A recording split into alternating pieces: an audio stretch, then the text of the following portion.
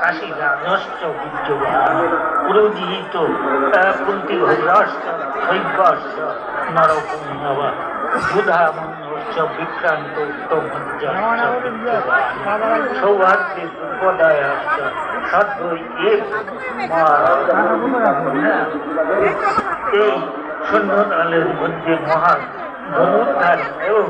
ভীম অর্জুনের ন্যায় পরাক্রমশালী সুরবীর সাত্বিকী বিরাট মহারথী রাজা বিশ্বকেতু পিতা